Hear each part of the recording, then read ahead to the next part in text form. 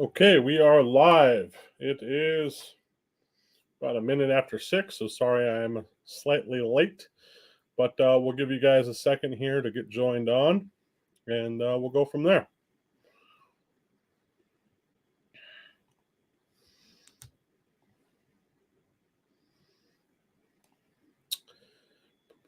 Pooh.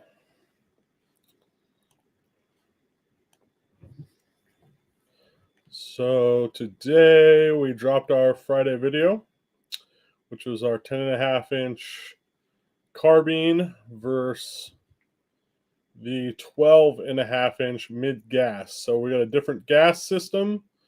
We've got a different length barrel. We used 3 different suppressors. So we used an 8-inch suppressor, we used a 6.25-inch suppressor, we used a 5-inch suppressor. Now I forgot to put it on the videos of the first of the week here, so I'm going to do that real quick while I'm in here. Also give you guys a little bit more time to get joined in. And then for those who aren't on the Patreon who might be in here, this is basically at the top of our master post, our master navigation post. It gives you a quick way to kind of just go and see what's been done recently. So I need to actually delete some of this as it's getting a little bit long.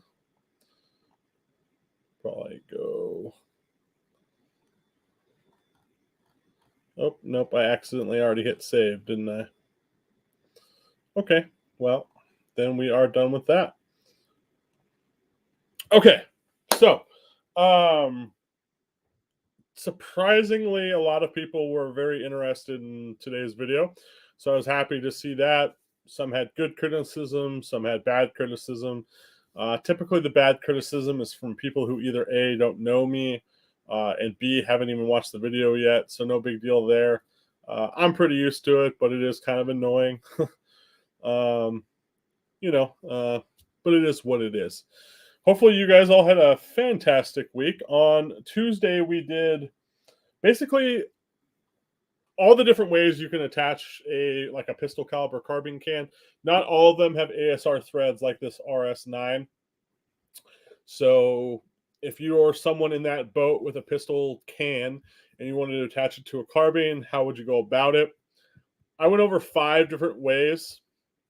2 of those ways are kind of similar, like one's just like a better of one version, and talked about how they work and all that, from Griffin Easy and Camlock, 2 different types of direct threads. You've got your normal direct thread, and then you have like your direct thread combos where it has a muzzle device on. Actually, this can just so happenly conveniently has that, so I can show as a prop. Did not plan that at all, but with a muzzle device on the direct thread. And then you get into your taper mounts, and I personally like, the Reardon system, which is a modified Plan B system. But I went over kind of what the newest version of that is, why I like that. And then what else was it? We went over 3-lug, how 3-lug works, what the components and parts are, a couple different styles. So, you've got like your 3-lug, like how I showed you guys in that video, that is on like the Rugged Obsidian, right? Where you have all the individual parts and pieces. They make up a big thing once you put it all together. Or you can use something like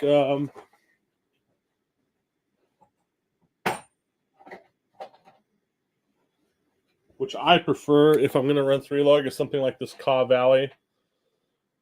Because it's just like an AR-15 trigger, right? Where you've got all the little pieces and stuff you have to put together. Or you can have something like a cassette, where it's all one thing, you drop it in. Same kind of thing on a Kaw Valley 3-lug mount.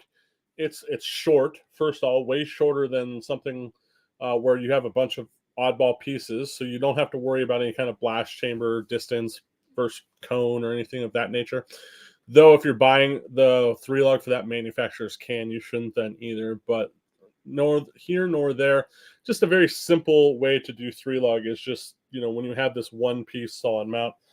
I personally am not a huge 3-lug guy. Don't really like 3-lug very much. I get it. It is neat. But now with like the Reardon Atlas system, that's my jam personally.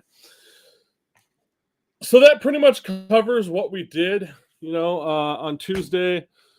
And then I kind of want to go over, some of the comments and concerns and questions that we've gotten so far today on today's video with our 12 and a half mid gas. There were a lot of people who, again, like I said, I don't think they've watched the video, right? So we're predominantly looking at suppressed small arms, right? We're that's our thing. Without a suppressor, that's not really our focus so much, though. Even without a suppressor, there were clear benefits to running this 12 and a half over the 10 and a half, or a Mark 18 for that matter. People will say, oh, well, is it really that much more reliable? That was one of the things that came up. And I'll say to that, that wasn't, reliability isn't really what we were looking at.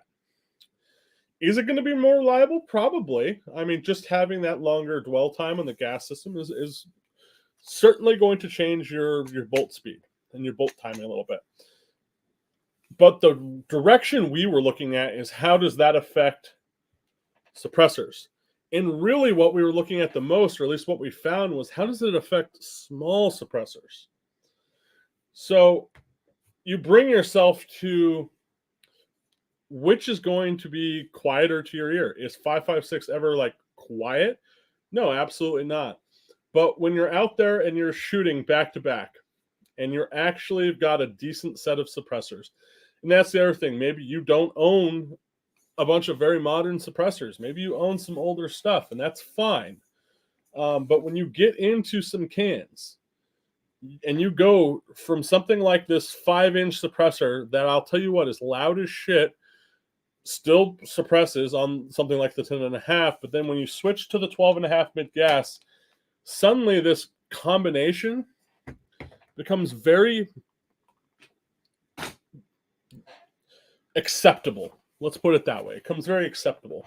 So now I can run a little less suppressor possibly than I would have had to run on my 10 and a half. I pick up a little bit of reliability.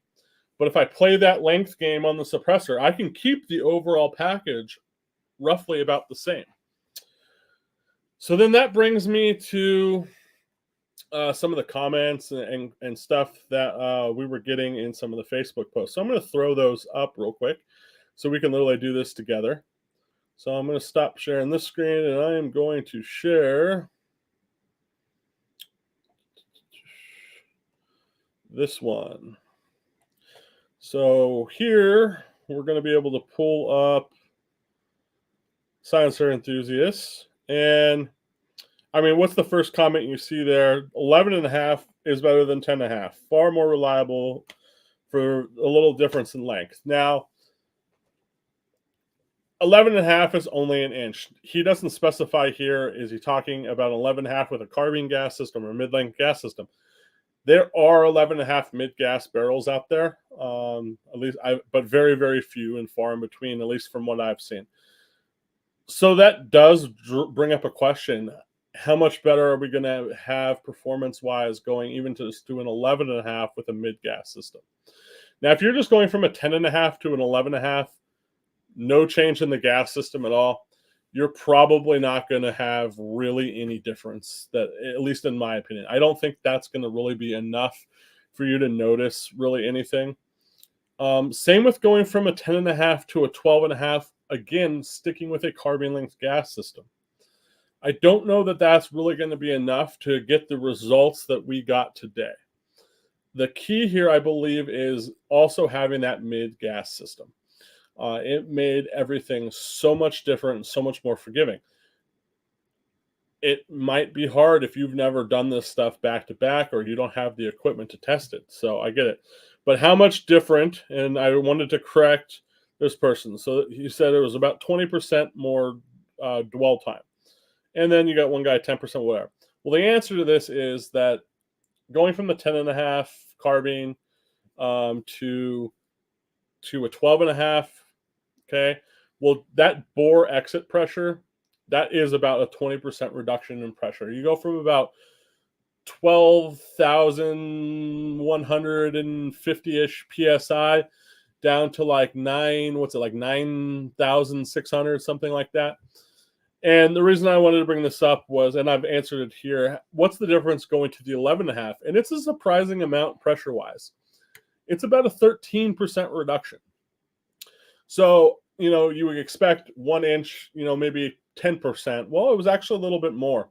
So that does become intriguing again of, let's say you didn't want to run the 12.5 still, even after today's results. Absolutely fine. Then what might be the next best solution? And I do believe that would then be the 11.5 mid gas. The one thing you're going to have to watch out for, though, if you do that, is now you're basically losing an inch between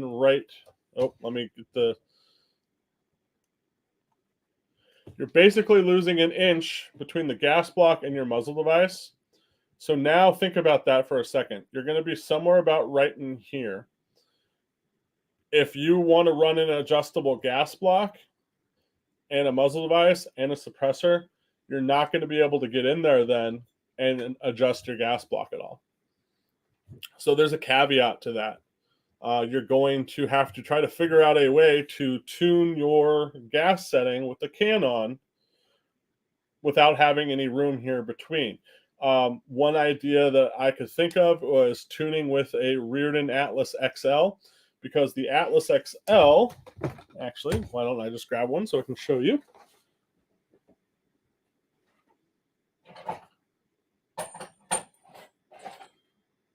Of course, I don't have one in the office. Hold on.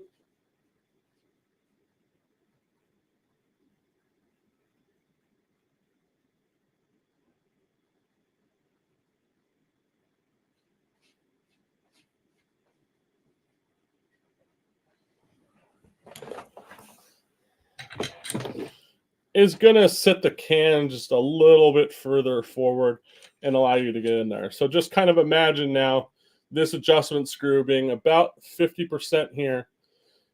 You would have to have a pretty small Allen wrench to really get in there. So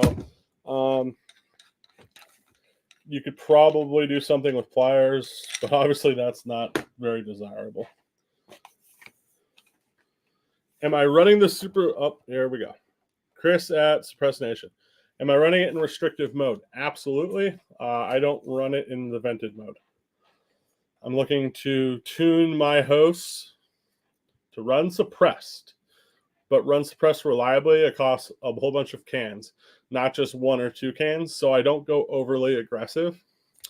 I typically, on our test hosts, the test hosts we shoot on the channel, have them all tuned to be able to run unsuppressed. That way, our tune is not overtly aggressive and extremely reliable for everyone out there. I don't want our performance metrics on our suppressors we've tested to be on something that is superly aggressively tuned, because that can then show kind of a different result than what maybe most of the people out there in the world are getting. Because let's face it, a lot of you guys aren't running suppressed small arms. I meant tuned suppressed small arms. I'm sorry. Some people are, some people aren't. Some people don't believe in adjustable gas blocks, whatever. So then they're going to switch to things like heavier buffers or screwing around with springs and things of that nature. I mean, that's kind of, it works. Don't get me wrong. But then you get into a whole nother situation. Because again, the amount of time our bolt carrier is locked up versus the amount of time that it is cycled back and then back closed is pretty important. How much pressure is still in this barrel/chamber when this does cycle backward. But then the other thing you guys have to think about is, even though this pressure might be lower because this bolt has been closed longer, but now because of maybe a delay feature like on this LMT bolt carrier group, this bolt, when it does travel rearward, or maybe the buffer you've chosen, the spring you've chosen, it's traveling rearward slower, and then it might be traveling closed slower. So the amount of time it is open to the atmosphere could be longer. And even though our pressures inside might be lower, that still can change the total amplitude of, let's call it, energy released and therefore noise. So it's a complex topic. It's not as simple as let's just delay the bolt carrier, keep it shut, or let's just throw a heavier buffer in there, and maybe this gun will be quieter. In some cases, it will be, especially if you're way over gassed, right?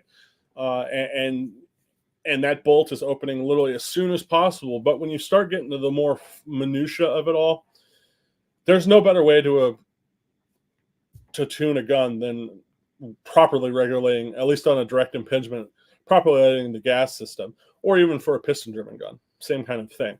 One of the things I've been wanting to do, something a little bit different, is you guys probably know the Walther CCP. I don't know if you guys know that, but that's a fixed barrel 9mm pistol. And it uses a piston system, basically. So it's kind of like an AR for oversimplistic terms, with a piston-driven system, but in a pistol. Now, it has a gas port in that barrel already set fairly large to run, with a wide range of ammos, blah, blah, blah, blah, blah. Well, one thing that is potentially able to be done in some people's minds was go and suppress that, and maybe it would be quieter. Well, most people found, I believe, from what I've researched, I've never actually suppressed one, but it intrigues me that it ends up being louder. It's also similar to the HKP7. I believe a lot of that is going to be due to now that back pressure being generated and then that slide unlocking sooner with higher pressures. And I think a lot of people have just then given up on that as a potential really good suppressor host. I, on the other hand, want to basically, because I guarantee there's no barrels I can find unless I can find a barrel blank that's not machined yet, would like to probably either weld that gas port totally shut and re-drill it, very small, or drill it completely out, thread it, and add a jetting system, sort of like, think of like on a carburetor, for example. There's some guns that use jetting systems for their gas stuff. And basically, I'd like to dial in and figure out what's the bare minimum of gas I can release, right, with a suppressor on that gun. And then the other caveat is being fixed barrel. Then I don't have to use a booster. So now I have all that blast chamber space I can use for something else, whether it be an additional cone or a different coaxial setup, something very aggressive I might be able to do. And voila, I think with enough development and time, you could suddenly have a small frame pistol that could potentially be very quiet. So that's something that I've been chewing on in my head. I might buy a CCP, and literally that'd be like a little side project I might do over the next 6 to 12 months that I've been tossing around. So then that brings to, what about using the LMT enhanced carrier to delayed bolt unlocking?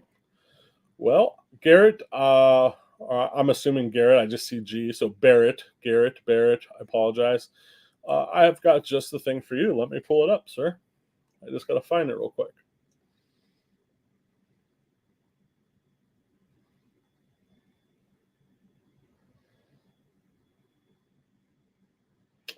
There it is.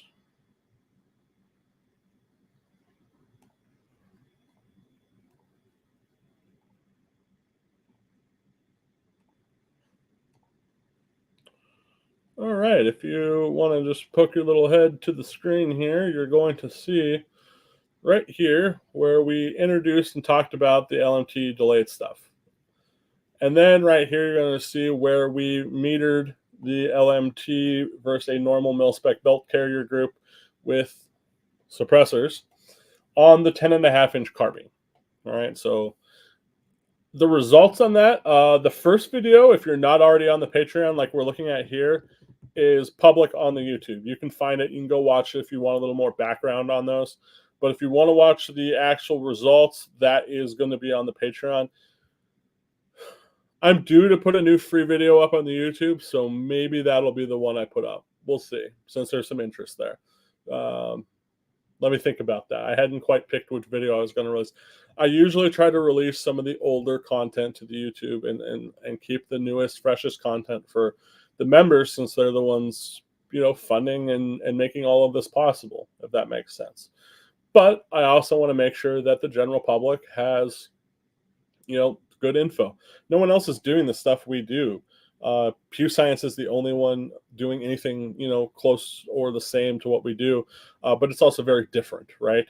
But anyway, the point is that we have looked at it, and that it is a direction that I would like to now go next, I think. Now that we've done this 12 and a half stuff, obviously people have already messaged me and said, well, what about 16s? What about 14 and a half? Whatever.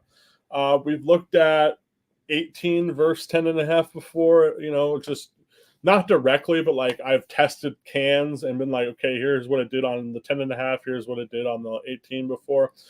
Is there a difference? Yes, absolutely. But that is with two totally different hosts, not with the same lower receiver. So, there is going to be some fudge factor in there. So it would be nice now to go to, again, looking at what we just did today, but now cycling in something like the delayed carrier and seeing what happens. And then also maybe going out a touch longer.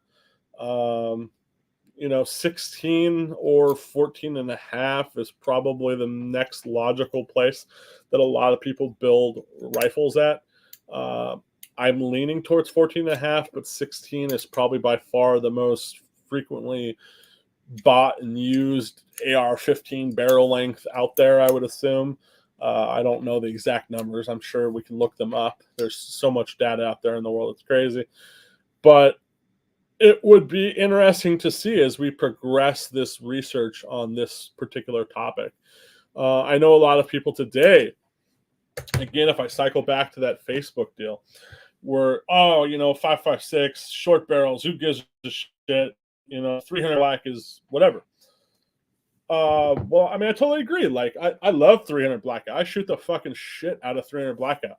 I run my 7.5 and my 10.5. They're like one of the first guns I like to grab normally. Okay. But I'll tell you this to caveat that. Now that I've got this 12.5 mid and I've got it running how I want it to run, I'm going to definitely be shooting 5.56 a lot more often than I've been shooting at it as of late. Especially since it's much cheaper to run 5.56. Right? Even reloading, it costs me about 12 cents a primer right now, with primers being how they are to get. It costs, Barry's 220. I just bought 400 rounds, actually, I think a week ago. I want to say by the time shipped into my door, 400 rounds was like $660. So that's what, 40 cents a round? So that's 52 cents a round so far. Haven't talked about brass, haven't talked about powder, haven't talked about my fucking time that I put in reloading. So, I mean, right there, that's at least probably, I don't know, what's a pound of H110 run, which is what I run for powder. How many rounds can I get? I mean, so regardless, let's call it, let's be conservative. Let's say I'm resizing 5.56 brass I have, and reusing existing 300 black I have. Even then, reloading subsonic ammo for 300 blackout, it's going to run you 70, 75 cents a round, okay?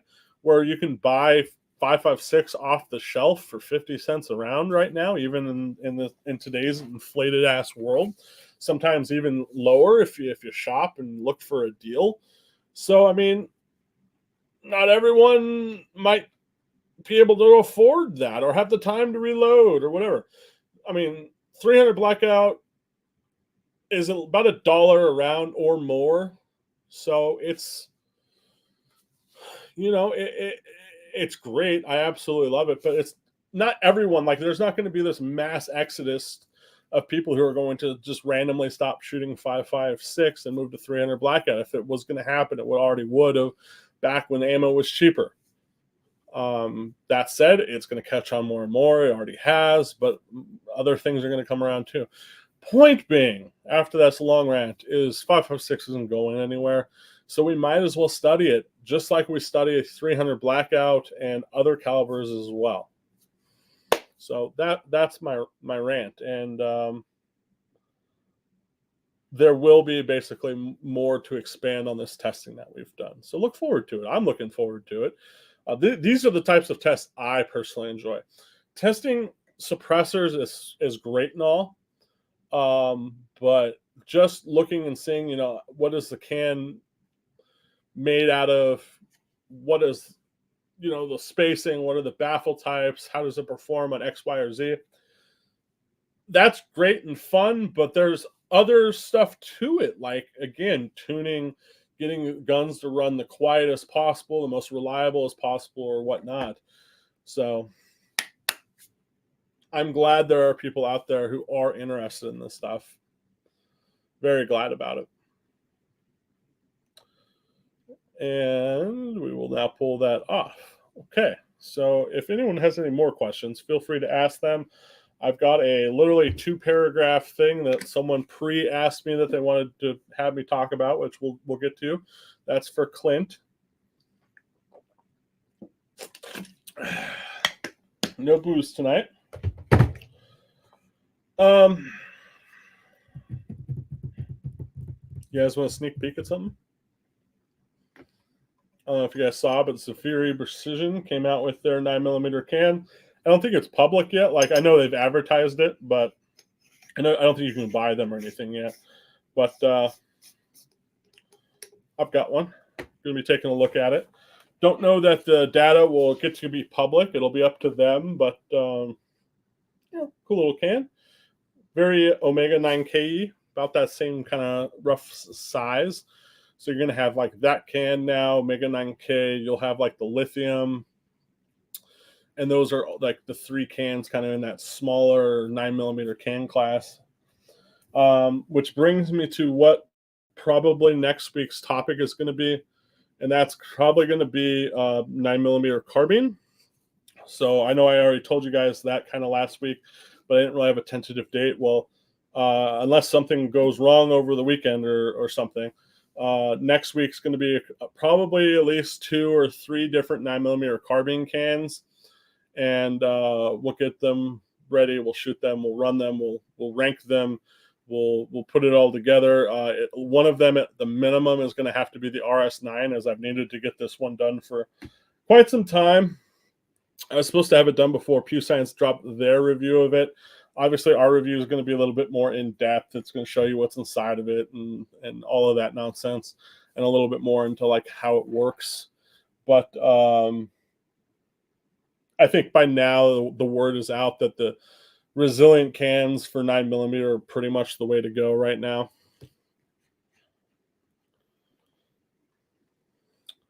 So I have a BCM 14.5 mid-length. I contacted BCM for info about suppressing it, and their only recommendation was to go to an H2 buffer and don't need an adjustable gas block. What are your thoughts?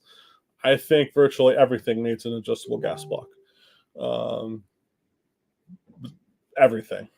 There's no way that anyone who's building a rifle from scratch even is going to know the exact gas port size it's going to run exactly how they want it to run for exactly what every accessory they're going to use: spring, buffer, muzzle device, future suppressor.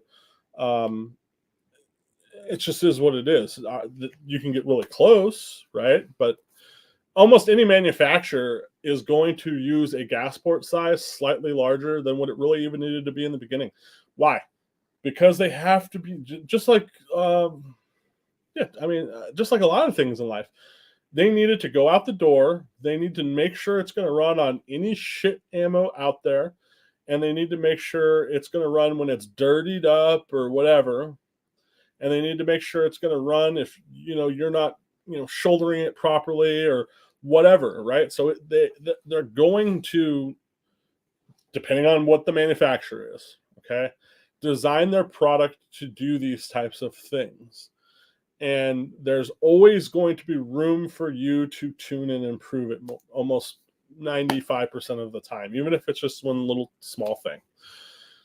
So I've yet to run into a gun where putting in adjustable gas block or some sort of tuning didn't improve. Now, as far as an H2 goes, I would say either an H2, or if that's ends up being a little too heavy for you, Spikes makes a 3 ounce, 3.1 ounce. So it kind of floats between H1 and 2, kind of like a halfway point. And that's it. I mean, you don't really need to get more aggressive than that. Most of the time, I will run either that spikes or an H2. I won't get too crazy with springs unless I've got a spring that's making a lot of noise. Then it's okay. That's got to go. And at that point, I'm just going to go to an H2 JP silent capture system. But I'm going to tune it to gas block. I'm going to tune it to run to what I want it to be. And I'm usually going to tune it if I'm not going to dedicate a suppressor to just that gun, then I'm usually going to slightly overgas it even then. So that way, and I'm going to tune it on the least back pressure can I have. Now, you at home probably don't have 50, 60 cans or more, and maybe don't even quite know how to judge which cans are even a little bit more back pressure or not. So even just going unsuppressed, right? Pick your muzzle device you're going to be using with suppressors, and just tuning it even unsuppressed. Go all the way till it stops. It's just barely locking back, on an empty mag, and then give it a quarter turn extra, and even that tune, that non-aggressive tune, will be better than no tune at all, in my opinion, in my experience.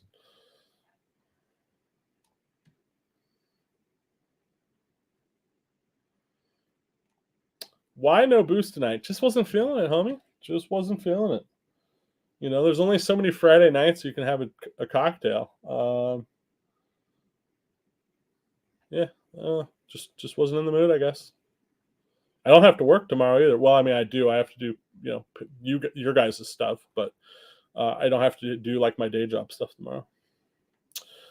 I have a Helios in jail. It's been 5 months so far waiting, and I have a quick question about it. Does the Helios have an end cap hole size of 22 or 30? So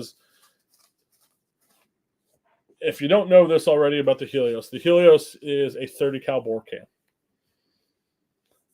Helios originally kind of got marketed as a 5.56 can, which it is, but that term is kind of used really incorrectly. Like,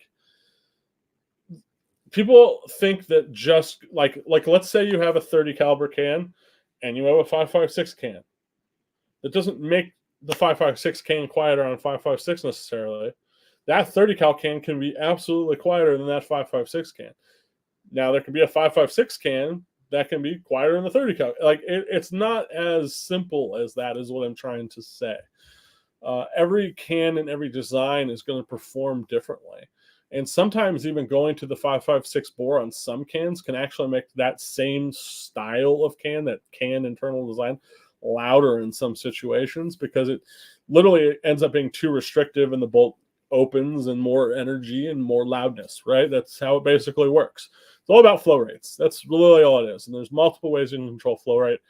You can control flow rate by giving gas different pathways to go, by enlarging the bore, by venting or selectively venting, by regulating the clip size and depth, by changing the end cap bore. Like, you could, example, have all one size bore in the cone and then the end cap a smaller bore. There are 1,000 different directions you can go to fine tune the inner workings of a suppressor, to do many different things, and there's not really a one size fits all. So that said, Helios, getting back to basically the original question, has a 30 caliber bore, or what we call a 308 bore, but really the bore is larger than that, right? It just means that that size of projectile can pass through.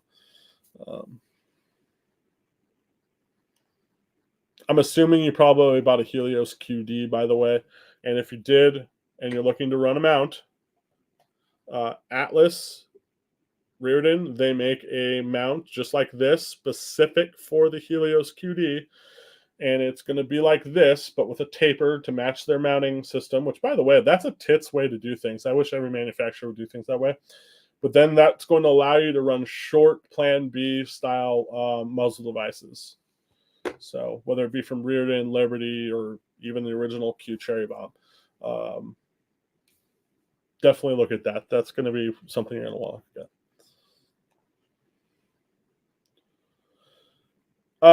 at. So I'm really not a fan, but if you won't do it at the gas block and you just don't want to do it there, doing it back at the bulk carrier group is still better than nothing, right? But it's kind of like, I don't know how to explain. Like, what's a good metaphor here I can use? Just think of it this way: now you still have all this extra gas coming back here, right? So it still has to go somewhere, even though you've got it tuned or whatnot and everything. Like you've still charged your gas tube with the same rough volume of gas and all of that. So while it works, and some people really like it because they can go and they can, right here. I would still rather have it done at the gas block, at the source, where the port is really small, instead of going to where the tube is big, if that makes sense, and all of that. I also want as least amount of gas coming back here to where I'm at, right?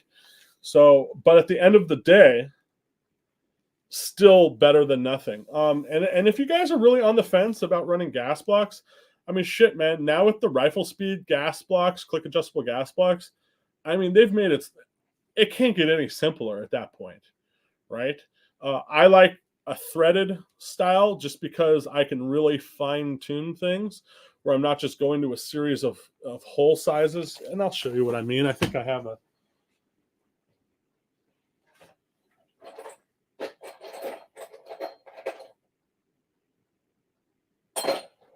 I guess I don't have it right here. I have the block, but I don't have the holes.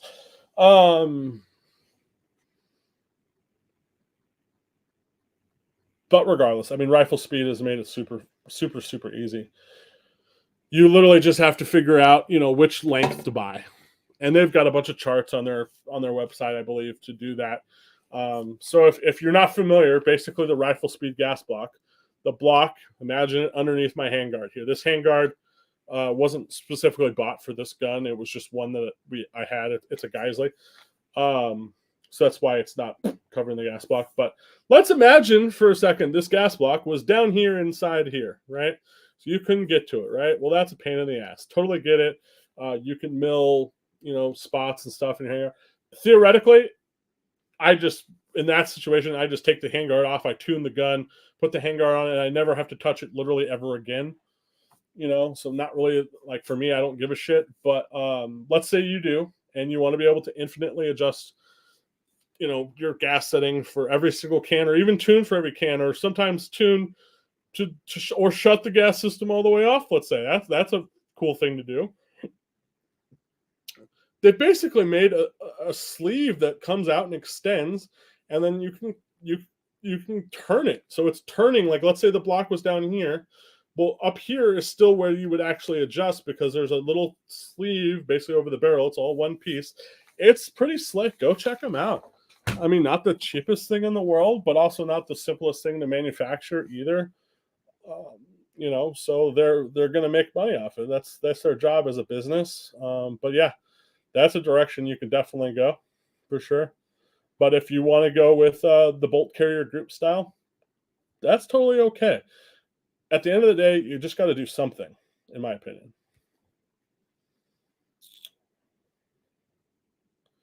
So there you go, Chris, Suppress Nation. Here's a guy who's shot a lot of guns and a lot of suppressors, has exactly what you have, and he'll tell you right there, yeah, it's got to be tuned, or it should be tuned.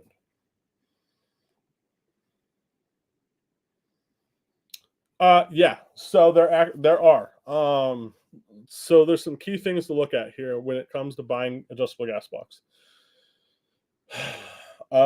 Gas leakage on any gas block is a bad thing. Okay. So how accurate the journal? Oh man, I wish I had. If I knew we were going to be talking about this, I would have had props. Let me just grab some props so we can really do this correctly.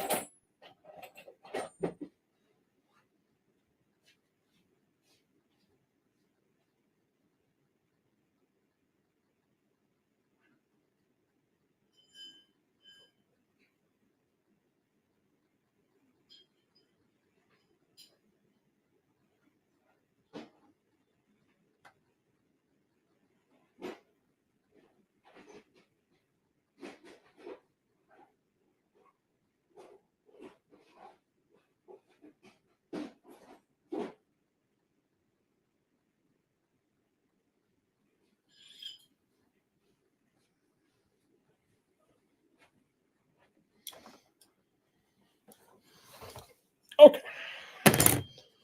Barrel, right? If you guys want, I can even make a camera right here so you can see better. But yeah, fuck it. Why not? Let's do that. So that way you guys can really see what the hell I'm talking about. Let's do some education. My favorite thing to do in the world. Okay, so we have to stop sharing that. And I have to stop mirroring my phone screen. And we need Epoch Cam. And we need to connect it to here. Extra camera, yes. Epoch. 1080p, yes. Add to stream.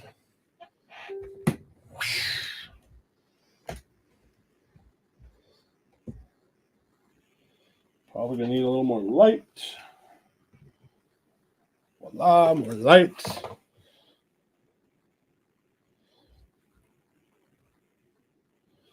All right, let's make this big.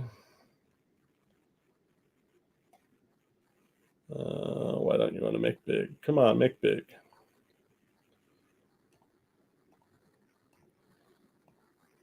For some reason it doesn't want to do the where it just puts me in the corner. That's odd. I'm not sure what the problem is. All right, well, let's make it that. So you got your main two styles of adjustable gas block, or something like this shitty Strike Industries one, where you've got like a collar of some sort or some other thing, where it's going to rotate in here, and it has a bunch of perforated holes. I couldn't find the collar, so I couldn't really show you. And it basically exposes your gas opening to your tube, right? Different amounts, okay? Just like a jet and a carburetor, kind of same sort of similar principles. Or you have something like a screw adjustable. Okay, so basically you've got your normal hole in the bottom of the gas tube, but now you have introduced a way to block that hole. See that hole in there? So in this case, it's freaking out a little bit. Let it kind of catch up here, the internet or whatnot. We can thread this in and basically block that port off a little bit more, infinitely, right? Because it's got fine threads instead of just having 6 or 8 little holes of different varying sizes. It's tunable even more. So all we're really doing is we're changing this hole in this barrel. We're changing how big it basically is by blocking some of it off, if that makes sense. So one of the things we don't want to have is, even though we have this surface in here, right, and it should be machined properly, where we've got lots of manufacturers, right? Just like we have lots of manufacturers of barrel, and there's specs for, you know, what this journal here should be, okay? But that still, you know, unfortunately in the world, things don't always go out the door perfect. So even though we can have this over this, right, and it all fits and everything, you can get some leakage. And you would be surprised at how just even a small amount of leakage can actually change things. But then when you get into kind of some of these adjustable ones, where you have all these extra moving parts, well, now you create more spots where leakages can happen. Really, the only click adjustable I've really liked it has been the rifle speed ones. I'm going to stop sharing this now that we've got what we needed here. I personally have found that one to really the only one I really like have found to be like quality enough that there's no problems like that. You don't have to go too crazy. I'll use the superlative ones. Even those ones aren't like perfect. And then I'll use these ones sometimes, and I forget who fucking makes these ones. I always know it when I see it, when I pull it up on, like, I'll just go on like Primary Arms or something like that, and I find them that way. I can't remember who makes these, but these have seemed to have hit their tolerance as well. Let's put it that way. I've used like some of the Odin Works ones and whatnot. I have a JP one. JP makes good stuff typically. That one worked really well. Everything there, I had no leakage problems or anything like that. Um, the only real wear part is like the tip that does the blocking off. And if you can get one where the screw is made of Inconel, that's great, but most aren't going to be. But basically, let's say in let's call it 10,000 rounds, you might want to buy. They'll usually sell kits, and you can just replace, the screw here and maybe a few other parts if you really even want to do that. But that's basically it. No matter what, even your barrel, the throat, and your gas port is going to wear. So over time, you do have to think about that kind of stuff. You would just retune the gun, let's say every 5,000 rounds or something. You might go, oh, today while we're out, I might just retune my gun real quick, and account for that kind of thing. And then that would also account for the wear on the screw adjust. Basically, go with a name brand, like a name brand that usually has associated quality with it. Don't just get the cheapest one you can find. You want that's kind of a safe way to do it, I guess you would say. Everyone's going to have a different opinion on whose adjustable gas block is the best.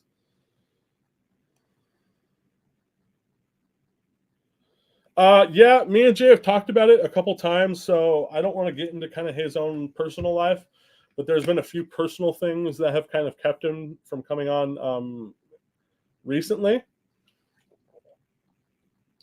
Also, he's just really busy in general, as we all are. I don't know how much you guys probably know about like what, again, his personal life is, but Pew Science is not his primary job.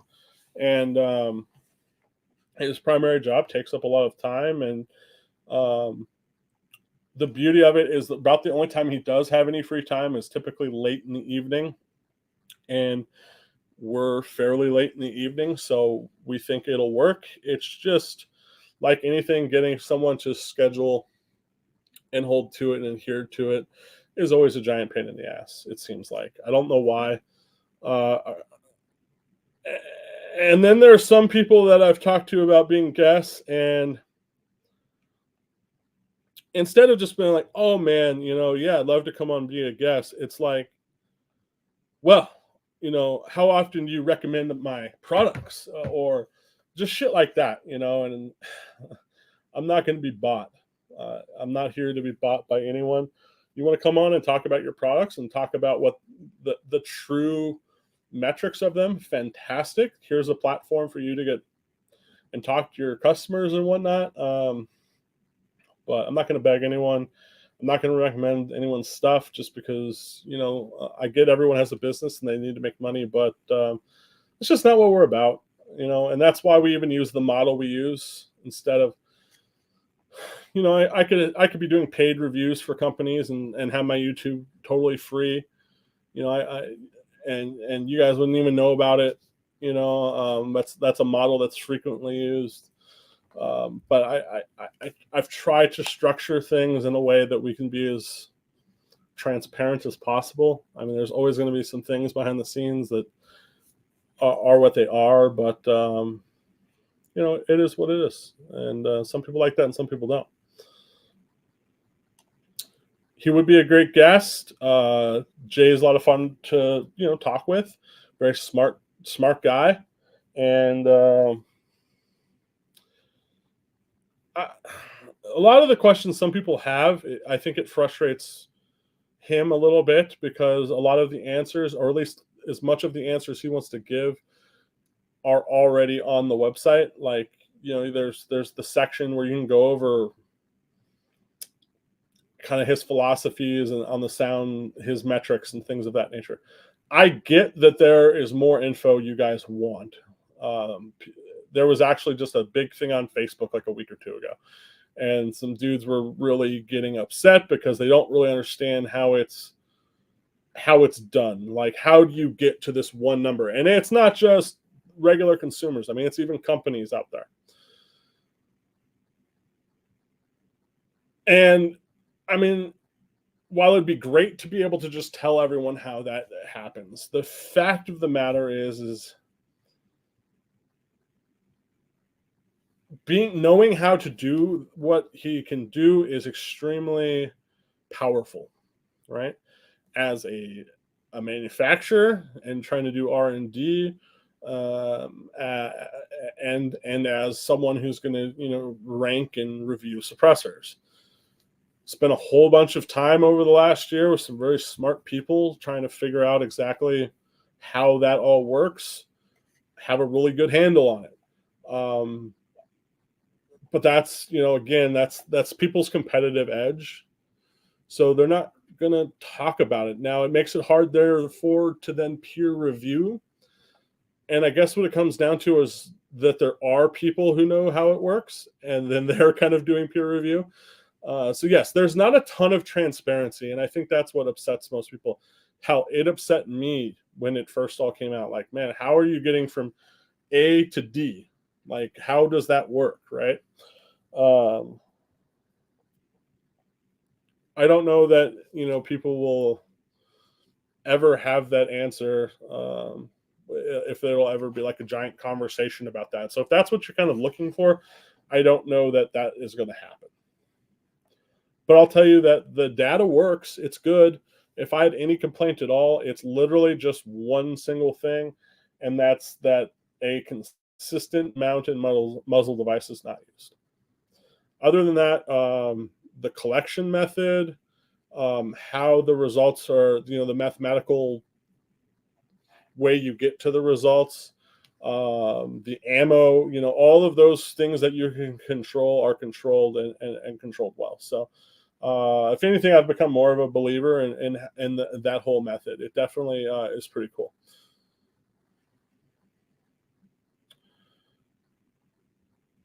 An inner ear modeling has changed over time. There were previous inner ear models. The first inner ear models were based on a cat's ear. Okay.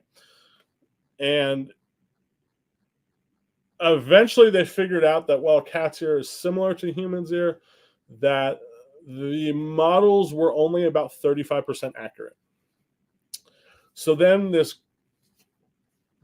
big thing happened where scientists really got interested, because this isn't just about small arms research. Like, you have to understand how the inner ear works for everything that we do in the world, right?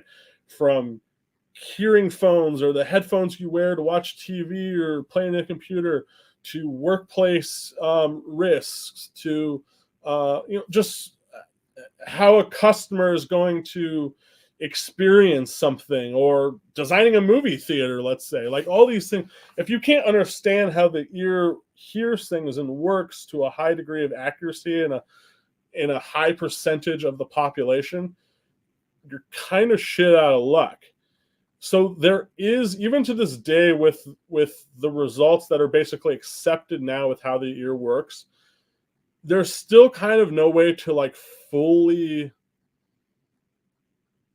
prove it, other than to literally like test people to the point where their ears are damaged. And it's been done. It's kind of fucked up, actually. And I mean, so that we've got the models exist, and then it's just getting from A to B that is the hard part, right?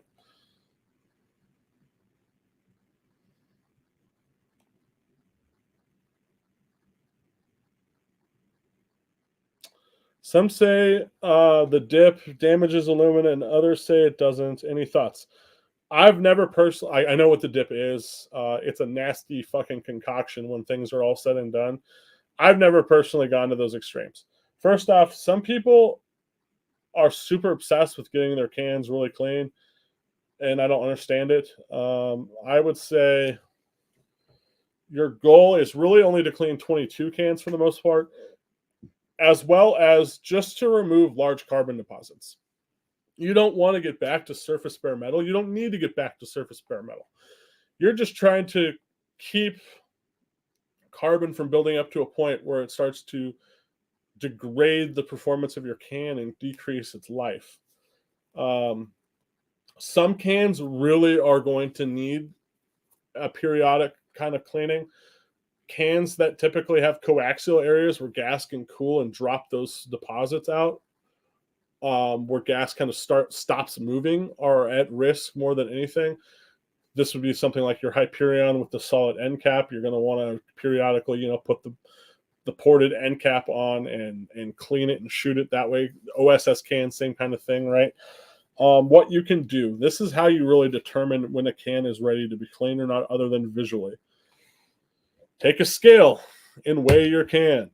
Very simple, right? Write that weight down. Periodically weigh it and see how much it's grown. And when it hits, if you put a gram of weight on it, well, then you might probably start thinking about cleaning it. And really, again, all you're trying to do is get the large deposits out, the big chunks of shit, right? If it's a can you can disassemble, you can throw it in your brass tumbler or with your cornmeal, or even a rotary tumbler. You can throw it in an ultrasonic cleaner.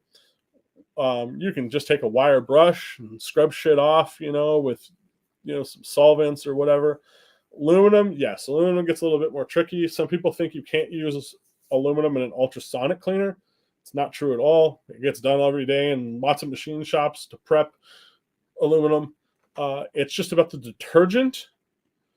And there are detergents out there specific for aluminum. For you guys at home, the closest thing that is probably the simplest to get is Simple Green. Makes an aircraft grade detergent that, think about what's on an aircraft, 7075 T6 and titanium. Aluminum skin everywhere. Is specifically for aluminum, basically. A good ultrasonic cleaner should have no problems with that. Some of the kind of cheaper ones, they like oscillate at a frequency that creates a little bit too much cavitation or something along those lines, where it can still be a little funky. But you just basically, if you're not sure, throw a cone in, run it for 20 minutes, pull it out and look at it, see if it looks weird at all. And if it does, well, then, stop using it.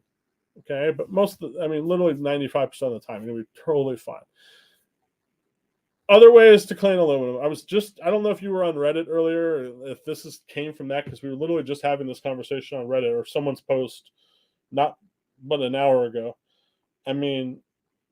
After that, a wire brush is literally about as good as it's going to get. Maybe a screwdriver to break off some big chunks of lead if we're talking like a 22 can or whatnot. If it's a tube, if you've got like a tube, right? I will take a sink. I'll fill up the sink or a tub with hot water and Dawn dish soap. And I'll take a piece of sandpaper, a big square piece of sandpaper, and I'll roll it in the tube with the grid on the outside. And I'll slide it in the tube. And I'll literally jerk the fucking thing off a couple times. And it cleans up the surface inside real quick. Don't get anything too aggressive. Like a 320 or a 400 grit, somewhere in that nature. And that usually cleans the wall of the tube right up and is good to go. Doesn't have to be too aggressive. Again, we don't need to get these things spotless. Matter of fact, half the time, taking off that surface layer of carbon ends up making the can a little bit louder. I won't even test a suppressor. If it's a new suppressor, I make sure I put rounds on it to carbon it up before we test it, because we're testing against a can that has already, got surface layered carbon, right? And then the same kind of thing. If it's a tube can, I'll periodically knock the baffles out. And usually just the act of doing that is going to drop most of the big chunks and shit out. And then I'll put it back together. And that'll really be it. The dip should be like a last resort, right? Because then you have to dispose that nasty shit. And if you're one of those people who doesn't give a fuck about how you dispose it, whatever, I guess that's on you. You can take it. Usually any city or town is going to have a place that you can take hazardous chemicals and drop off, used batteries and things like that. Do it. But as far as will it hurt aluminum, I'm not aware of if it does or doesn't, because I've never needed to use it.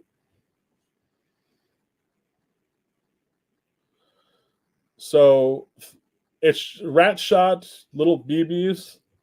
It's just like shooting a shotgun through a normal suppressor.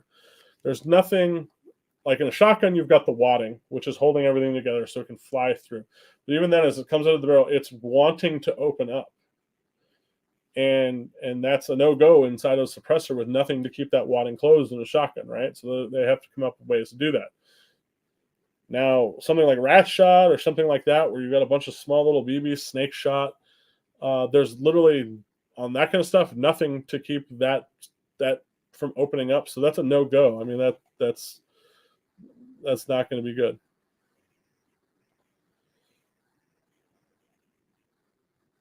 You would like Joe Godini on the show? I could ask Joe if he wants to come on the show. I guess I never thought about that. Sure, fuck it. I'll text him right now.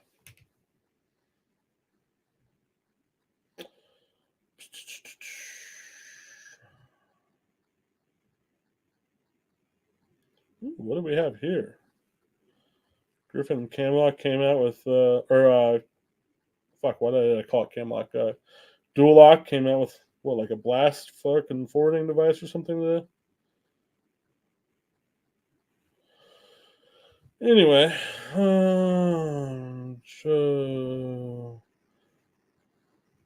Joe is an interesting individual, to say the least.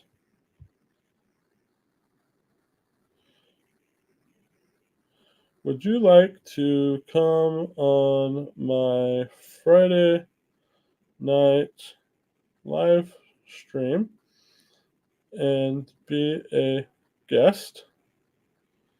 It's easy to do, very informal, and basically people ask random firearm related questions as well as background,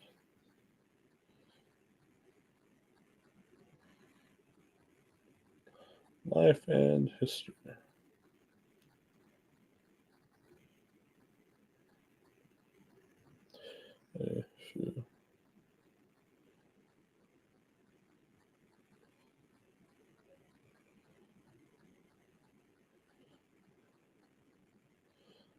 I think last week I told you guys, but FPM Gunworks wants to come back on. They've got something they want to say and announce product, I believe. So that might be next Friday. I'm kind of on the fence about it a little bit, but I think we'll probably do that too. Doing it the bolt carrier group helps it cycle properly, but it discharges gets excessive. God damn it, I can't speak. Discharges excess gas at the ejection port versus closer to the muzzle. Exactly.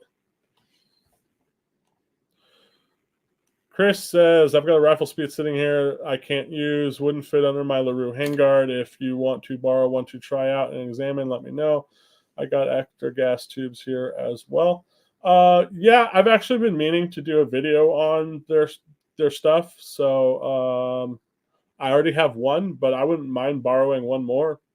That way I can have one installed and one as a prop or something like that. That'd be cool. We can see woot woot. Love the flag up. Yeah. So I don't know if you can tell, but this flag had been folded for quite some time. And we actually started to lose some coloring in the star field where the folds are, like on the edges, unfortunately. So I'm glad I finally hung this one up, I also have a big one that says Silencer Student, and then I have another folded one for when my grandpa died. Never forget, I know the U.S., a lot of things we might not agree with, but I think we're all Americans, right? By the way, I had a couple haters today on Facebook, so if you're on the channel, haters, yes, I have little titties. Sorry, they're there. Doesn't make the information not good. I've been skinny, I've been fat, I've done it all, man. And everything in between. I asked about the Helios end cap because if the end cap is 30, what if was swapped out with a 22 size end cap? Would it be quieter? Besides, anyone besides CGS make an end cap that would fit the Helios? I do not believe they make a 22 caliber end cap. In many instances, a 22 caliber end cap will make a can quieter on 5.56, but not always. If you want an example of this, what was it, like last week, I think? Pew Science, back to Pew Science again. Apparently, we're mentioning Jay a lot tonight. I'm not going to talk about the results because they're for members only, just like we have stuff that's for members only. But if you want to see two examples of an end cap going from a 30 caliber end cap to a 5.56 end cap and direct performance and how they can vary the results, he originally did a rugged suppressor. I forget which one. I think it was the Razor. And then he just recently did the Sandman, Dead Air Sandman. And that is all I'm going to say on that. So you can go watch that. But basically, again, it has everything to do with flow rate. And flow rate, changing flow rate, can either decrease or increase back pressure, which can either increase or decrease when the bolt is going to open. So in some scenarios, going to the 5.56 end cap, even though a 30 cal bore through the entire can, might end up actually making it louder at the shooter's perspective. It's almost always going to make it quieter at the bystander's perspective, right? Because you're restricting more gas from coming out and you're controlling it and releasing it slower. But that back pressure, again, will change bolt timing, even if just a little bit. Okay, it doesn't take much at all. And therefore, you, the shooter, it will change things. Now, in other scenarios, other suppressors, that additional restriction might actually make it quieter even at the shooter's position, okay? It's going to depend. We found on the Enticer, it was a good thing, okay? As far as anyone who makes a end cap for the Helios, it's funny you say that because I've had an idea for an end cap for the Hyperion and or Helios that I would need to test, but I believe would actually make them even quieter. In my opinion, it's again just an opinion, a hypothesis, not a thesis yet, not tested. And I thought about, man, this would be a cool product to make at some point and try, but I'm not really looking to get back into making stuff. Holy hell, are we getting fucking spammed? What in the world is going on here? Block user, die. Man, where the fuck did that come from? That's the first time I think we've had a spammer that was like some Chinese dude probably and jerking off somewhere, but yeah. Is this a real dating site? Oh, man. Yeah, man, it's buy an Asian bride, have her shipped in site.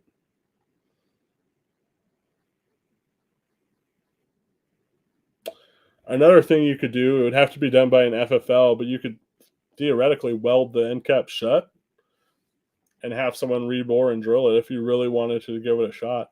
It would be interesting to do on that platform just because of the nature of that that can and how that can works.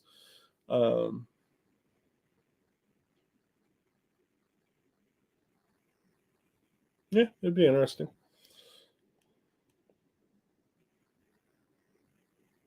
Oh, I'll show you what I use.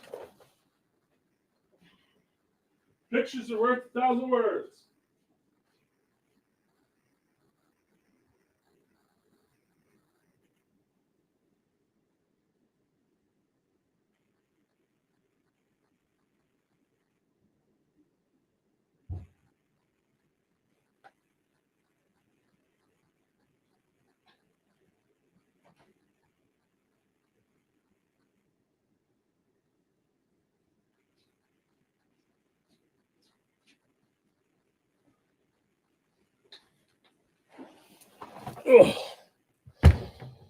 Who made this?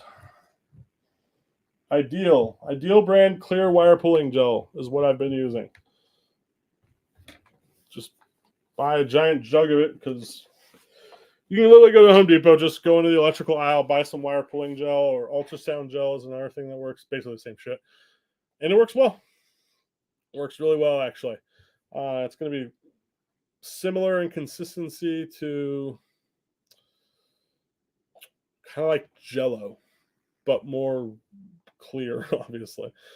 Again, if you've ever had an ultrasound or been with your wife to get an ultrasound, or your high school girlfriend when you got her pregnant, it works. It's going to be much better than water, right? Because it's going to have some tackiness to it and things of that nature. Um, but it's not going to be like a grease that has to burn up, right? So works well.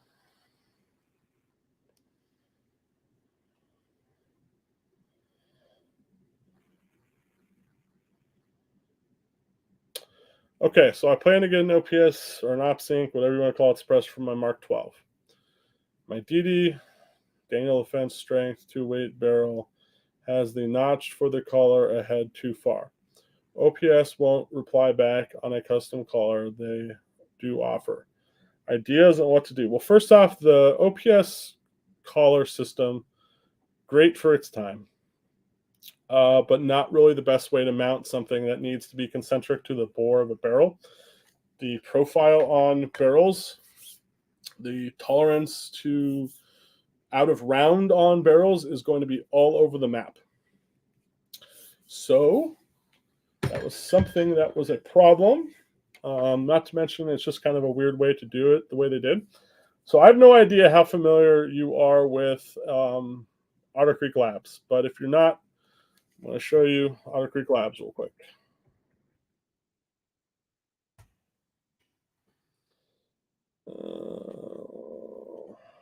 Share screen.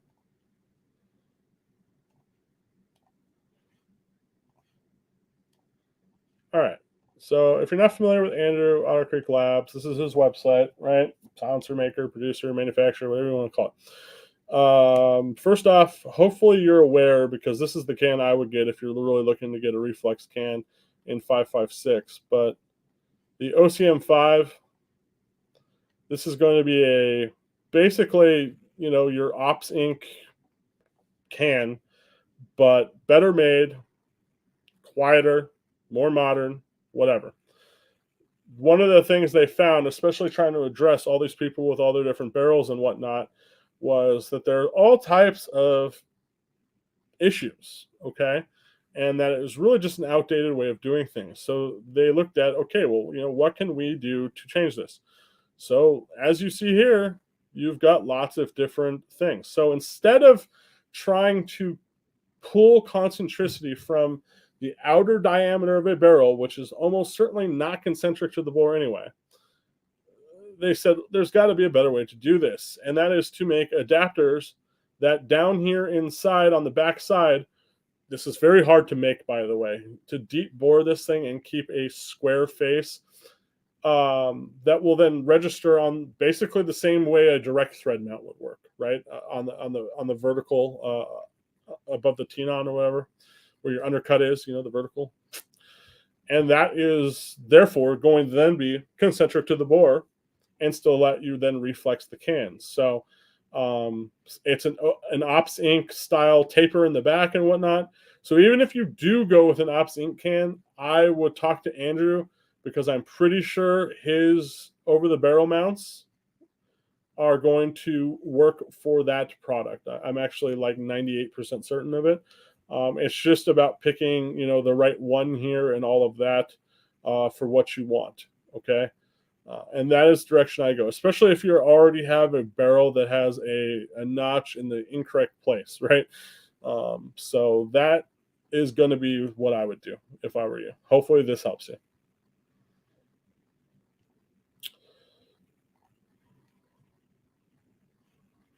And we'll remove that.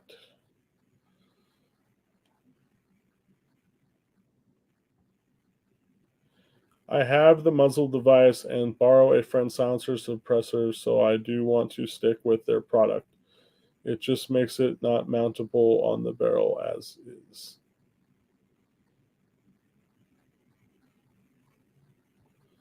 Now that makes more sense as an engineer electronic with some mechanical teaching too. Otter Creek sounds like the way to go. Apps freaking lutely. 100%. So you're now you're going to be doing everything from an actual surface that has been machined to be perpendicular to the bore. Okay, you're just, it's all around a better way to do things. Okay, just, you're gonna have to trust me on that.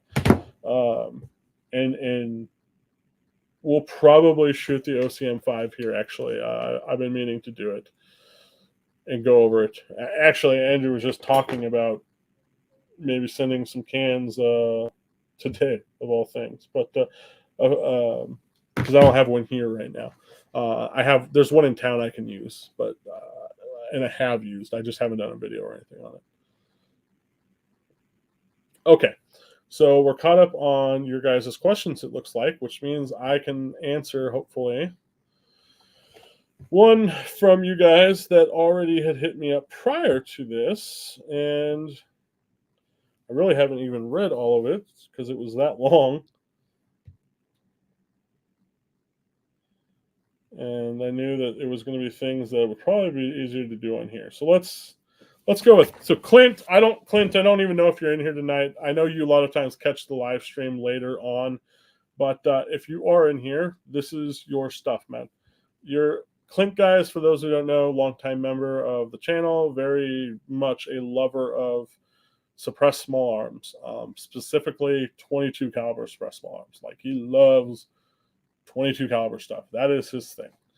But anyway, he said, caught the last bits of 22. Thanks for the shout. Excellent video on QD ideas. He's talking about our Tuesday video. Can you throw some Meyer Form 122 knowledge tomorrow? Because he texted me last night. How about he wants to hear about the TX22, which, okay, so let's start with that. The Taurus TX22 has become literally probably one of the most popular 22 caliber pistol suppressor hosts out there at this point. I would say it's literally like the go-to at this point. First off, it's inexpensive. It's a little bit bigger in size, but it just all around works and functions really, really well. So if you are looking for a pistol caliber 22 suppressor host, especially on a budget, I would say you really can't beat the TX22 right at this point. You could do, you could do stuff like the Walther, or you could go really cheap. Oh, there went a suppressor. And go to like the Kel-Tec, what the hell are these called again? Yeah, P17s, that's right. I mean, literally, I bought this thing for that very reason. I wanted to see how shitty it may or may not be. And it works. It actually runs, for the most part, just fine. I mean, 22 is going to have some hiccups typically, no matter what. But, I mean, if you're literally like broke on your ass and looking to get a suppressor host pistol 22, sure, the Kel-Tec P22 will work. I mean, you're talking about plastic mags, and or P17, I mean, it'll work. And one of the reasons I'm talking about it even is, he said, are the P17s better? No, the P17 is not going to be better. The TX22 is going to be a better suppressor host. But again, that said, if this is all you can afford, it's not a bad choice. I would shy away from things like the Walther.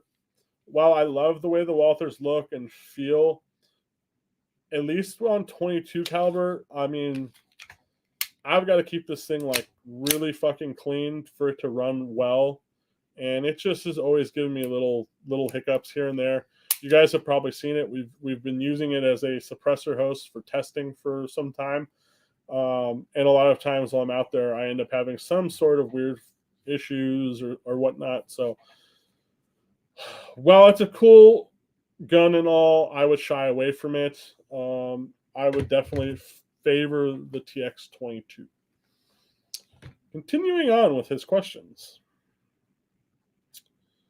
The action opens both sides for pistols. It would be great to know more about CCI powders. I keep up on CCI's email short articles on velocity grain and their purpose. finding the right one in stock has been key. So yeah, I mean, CCI 22 ammo, during the pandemic, pretty much subsonic stuff was all over the map as far as finding it and getting it. Last week in the live, I think I showed how I just got a bunch of different CCI ammo. So he's kind of following up from that. And that said, I have my own questions about CCI and what a lot of the differences are in their suppressed ammos. Because, I mean, you've got a bunch of different ones that are 40 grain bullets, basically the same bullet, all subsonic. Now, we do have a couple different velocities. But my question would be, are they all the same powder? If not, what's the burn rate on those powders?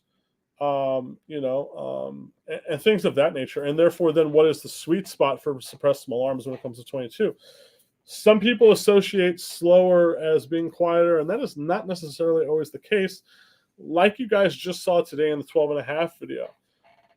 Suppressors, the baffles and the features on them, they require certain amounts of pressure to work either as efficient or maybe less efficient, okay? The internal design of any can. So sometimes when you go to a load that might not generate as much gas volume or as much pressure, well, that sounds like a good thing. Sometimes it isn't, actually. So it's something we could actually study now that we've got a bunch of different 22 ammos. That said, what powder is being used in them and what is the burn rates of them? Probably going to be impossible to find. Unfortunately, most manufacturers of ammo use what we call non-canister powders. So if you're not familiar with what that even means, that means that jug of powder you buy at the store as a reloader, that's a canister powder, right? There's a set blend of what's going to be inside of it and how fast it burns and all that. Manufacturers, on the other hand, they have a much wider range of ways they can do things. And they can literally buy the base stocks in a powder, right? So how much, of this chemical, that chemical, flash, whatever, which chemicals they want to use. And then they can go and they can blend their own powder, their own results that they want to hit their own velocities or reliability or whatever. The one thing that probably, and this is kind of me shooting from the hip here, I don't know this for a fact, but I know the world enough and the suppressed small arms world enough to know that almost certainly these companies aren't doing probably a wide range of testing as far as cans being quieter with one powder or another. The testing that they are probably doing is going to be, when I use a suppressor, does the gun cycle? How clean is it? How much flash is there? How quiet it is versus maybe another is probably almost certainly not in the conversation at all. And they're going to look to blend and make a powder for that cartridge that hits the key points that they want. And then there's always a cost perspective. Do you think that if they can accomplish something with some other ingredient that is cheaper versus accomplishing something slightly different with something more expensive, that they're going to choose the more expensive? It's almost certainly, in most cases, going to be the answer of no. While changing one small chemical in our minds might only change the cost of that powder charge in that one round 0.001 cents. But if you're a manufacturer making millions of rounds, it adds up. It's no different than auto manufacturers today not putting spare tires in cars and vehicles. When they're making 50,000 of one car a year and it costs them $200 to put that spare tire and wheel in the car, and they can take that spare tire and wheel out now and not put it in that car, and they're going to make that car for 10 years, get your calculator out, do the math. Just that one thing has a large repercussion. This is how companies do things.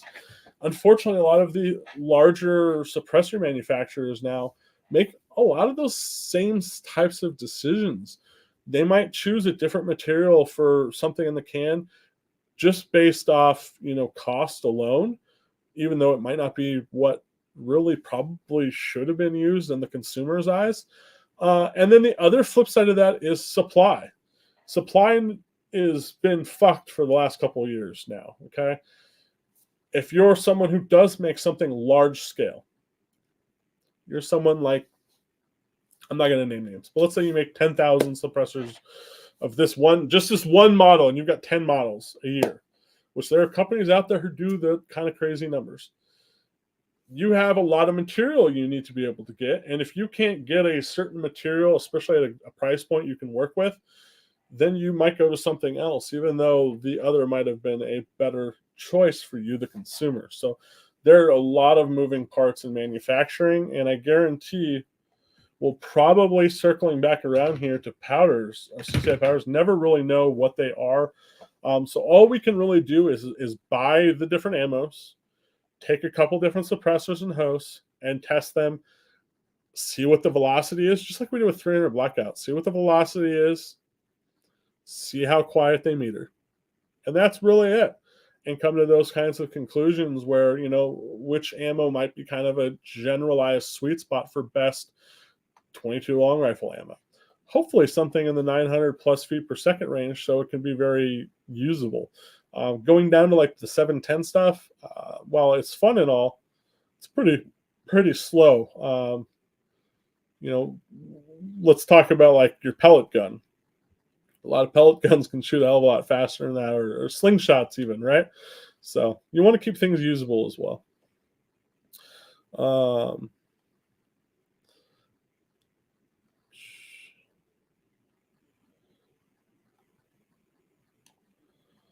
Having made barrels and rifled them, fun project. The OD I learned quick is never spot on.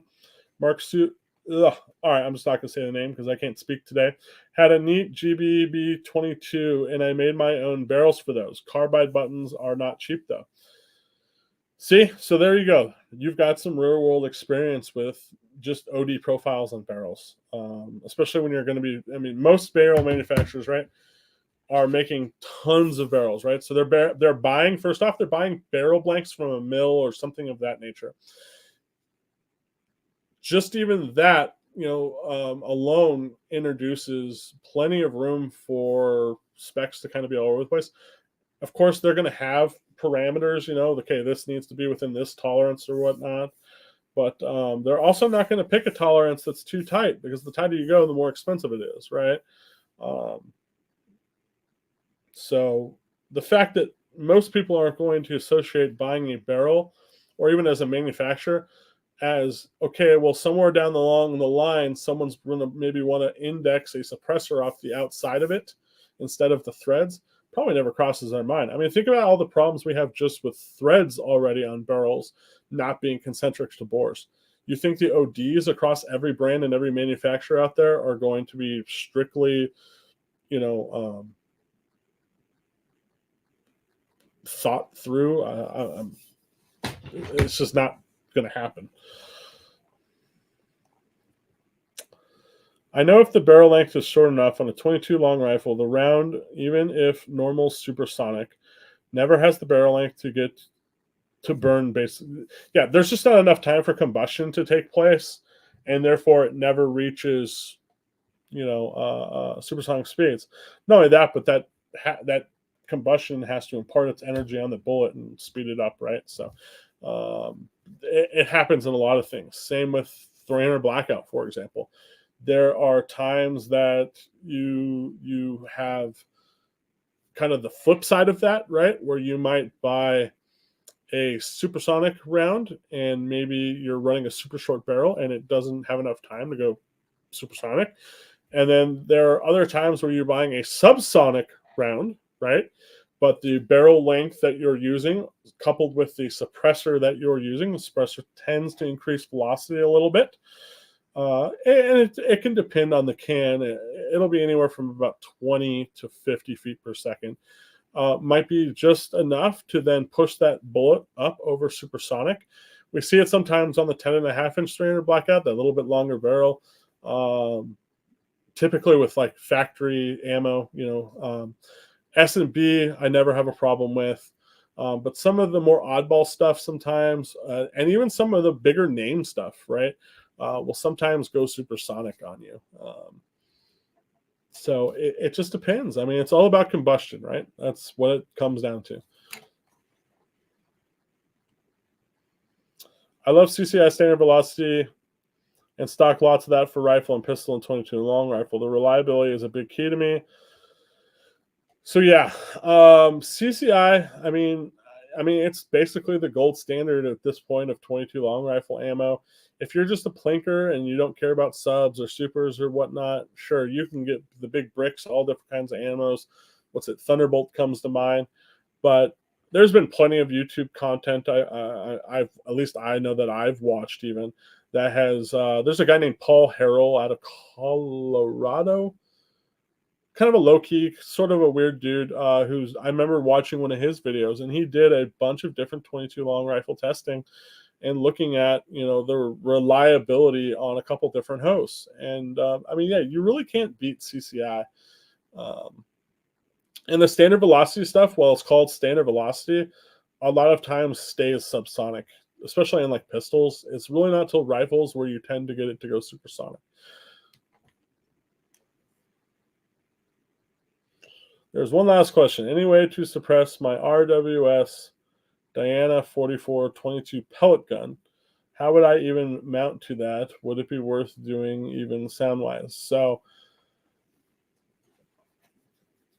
I mean, it's a pellet gun, so it certainly doesn't have a threaded barrel. It almost certainly has a front fixed sight. So without machining something away to, even attach just to the OD, not really. If you're like dead set on doing it, you can actually machine onto the inside of the barrel and make an adapter piece that then threads into the barrel and then has male external or threads on the outside. That's fairly popular thing to do on a lot of guns.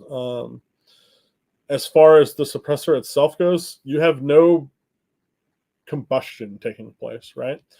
So all you're really doing is, I mean, you're still moving molecules at the end of the day. That's what it's all about, right? You can do some very different things than you can with like a normal firearm suppressor. I mean, you can use things like foam and shit like that inside of a tube, and it'll surprisingly work well because you don't have any heat to deal with, right? So extremely easy to suppress. They make over-the-counter 22 suppressors or pellet gun suppressors. I've always kind of shied away from that. Well, yes, it's supposedly legal, of course, because it's not going on whatever, just like putting them on, black powder guns, muzzle loading guns, and things of that nature. It's still always a little weird to me, right? That because the ATF's weird. They can make a case out of anything, even something legal. So it's always a little bothered me a little bit doing that. But if you were going to do it, it would be very simple. What the fuck? How are you back? I blocked you. How can you be back? But anyway, if you are not capable of threading that barrel yourself, you could send it out to someone that it can do it. The barrel has to be able to come off the gun and go on a lathe. And Echo isn't really interested in threading barrels too much anymore, unless you send in like a bare barrel. Then he's like, okay. D. Wilson threads barrels.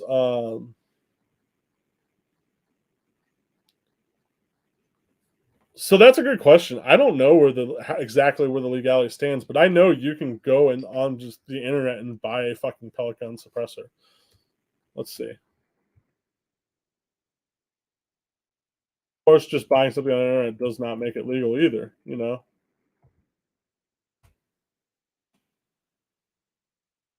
here we go. Hold on, I'll share this. Oh wait, I already am sharing it. Fuck, this is right in my backyard. Airgun silencers of Arizona. Well, there you go. I don't see anything that talks about legality.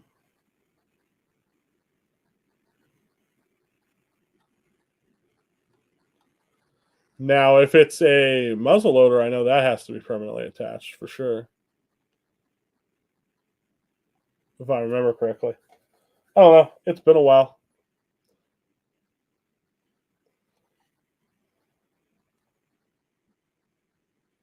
Well, that's what I said. I said, yeah, just because it's on the internet doesn't make it legal, but fuck.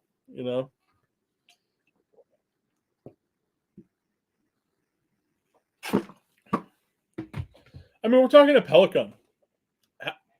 You can build something to suppress a pellet gun again with like foam and shit, like a tube with foam inside. You could mount it literally just to the outside, even though it's not. I mean, how concentric does it really need to be on something like that? Probably run a pretty big bore and achieve some suppression, right? I mean, hell, you could do a toilet paper roll holder and make probably a pellet gun suppressor. I mean, the principles at play there are just very small.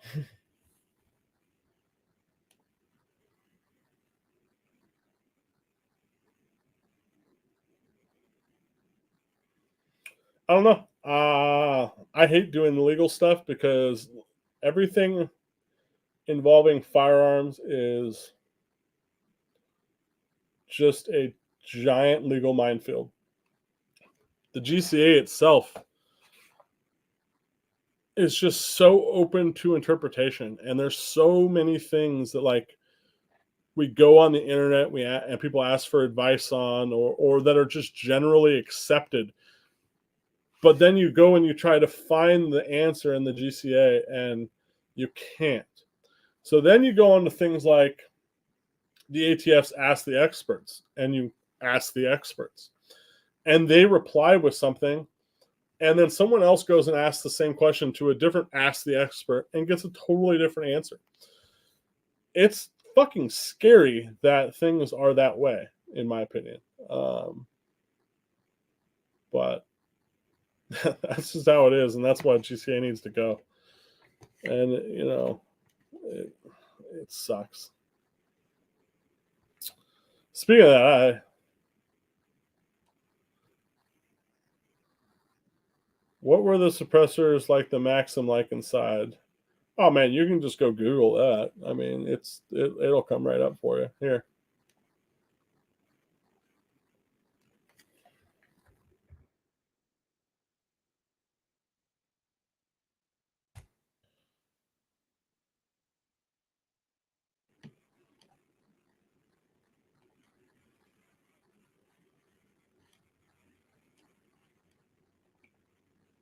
Trying to pull up. Oh, didn't want to do that.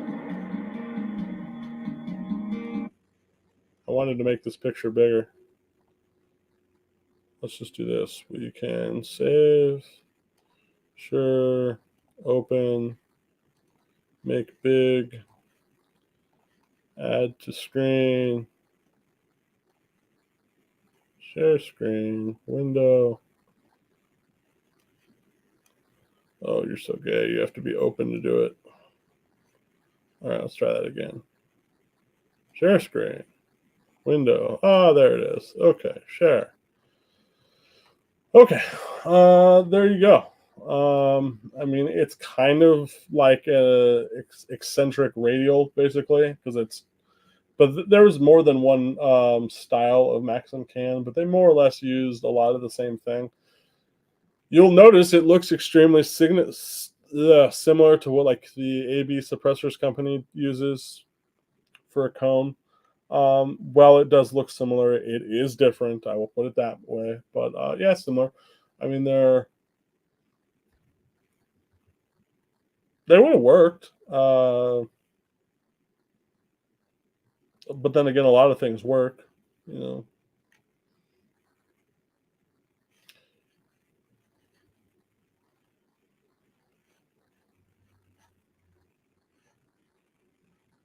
Remove. Okay. Yeah, Google Images. I mean, you can spend all day on Google Images if you're curious and just type suppressor baffles and pull up literally the amount of suppressors that have even been patented and the design type features that have been patented is astronomically high. I don't think people realize too, we're getting into this new world of more complex coaxial stuff. Okay.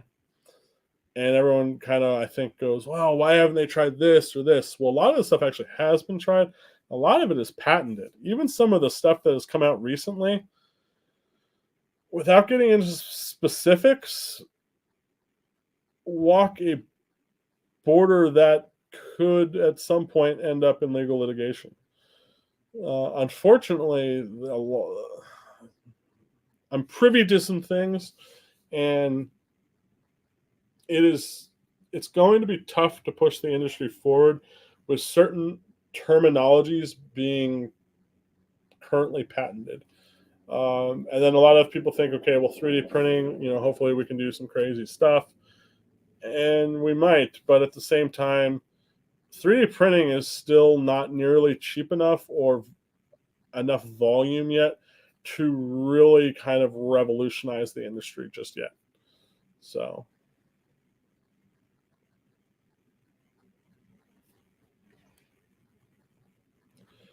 I would say I still have no idea to the answer of that, but if you were looking for a way to try to be a little bit on the safer side, that might be the way to do it if you're unsure. But at the same time, I mean,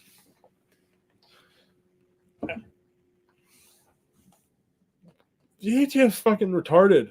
They will find a way, no matter what, to fuck you over on something if they really want to. That's just how it works.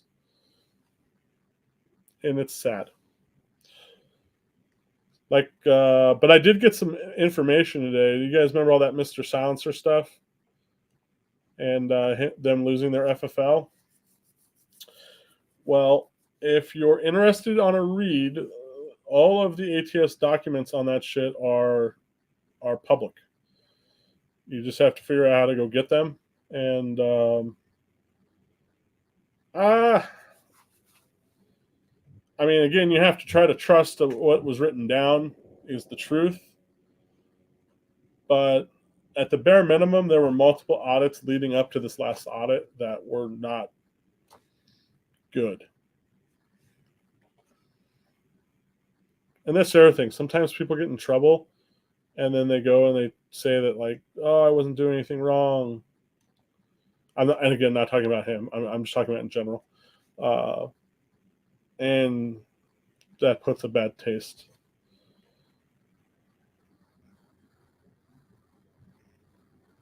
A museum of silencers? No, I don't think there's like an actual. I mean, are there some silencers in museums? Yes.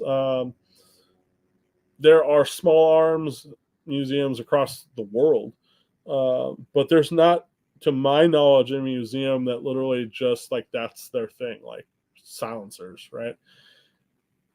If you're in the silencer community, like you're very comfortable and used to this idea of silencers, but it's still a very niche community when you compare it to even just the gun community in general. It's growing, obviously, but when you look at just how many guns are out there versus how many suppressors are out there, it's a staggering difference. It's pretty nuts. And then I want to try to finish answering Clint's stuff because that's the kind of guy I am. I like to answer you guys' stuff. So we talked about powders. I really hit a wall sourcing Form 1 stuff. Who else is really doing anything out there hardcore for science other than you? We all know it's easy to suppress 22, and it's correct to say that it sounds good. It's kind of weird how he's written some things. I built builds with same barrel lengths, ammo tests, multitudes of temps and environments that made me want to run to the bank to ask for loans. Now I want to work on a modular or eliminating first round pop in larger diameter cans due to reduced availability of parts and stuff. And I used to say, let's clear some shit up on single clip versus double clip. I guess we could do some more testing on that if you guys really want to see it. But I mean, again, it all just has to do with flow rates. So it's like, in some situations, a double clip might have made it quieter, but then that also might have been a situation where a larger single clip then would have been appropriate, if that makes sense, to achieve kind of the same thing.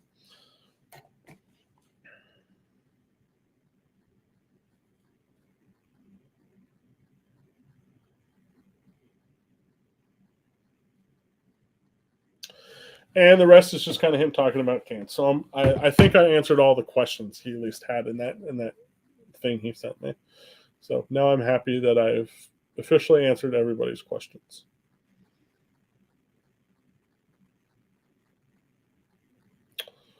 All right. Well, I think we are done for the evening, unless you guys have anything. I got said what I wanted to say. I got the questions answered you all had. So another good live stream as usual. I appreciate you all being here. Have a great weekend. Plan for next week. I think Tuesday is going to be the tabletop review of the RS9. So we'll model it. We'll break it down. We'll look at what's inside. We'll talk about the similarities between it and the Resilient Suppressor's RSP. We'll talk about the differences between it and the RSP.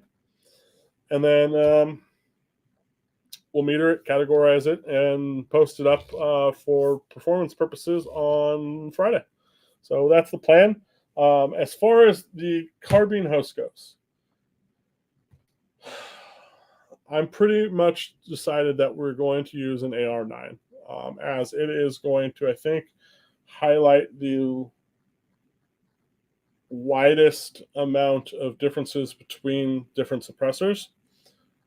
And then what I think we will do at some point is, let's say we get up to, just like we do with our other stuff, let's say we get 10 suppressors categorized on the AR9. Then we'll do one video sometime, and we'll cherry pick, let's say 3. Maybe the top 3 or the top 2, and then one from the middle or below, or maybe we do 4 cans, and we'll shoot it on something with a delay, like the Strybog SP9A3, maybe MP5, something like that. And then we'll look at, how they then fall in relation to order of performance switching to the other hosts, right? So that's kind of the direction I think we're going to go with our carbine, our 9mm carbine testing. So hopefully you guys are all on board with that. And like usual, I appreciate everyone's feedback and time. We'll see you later.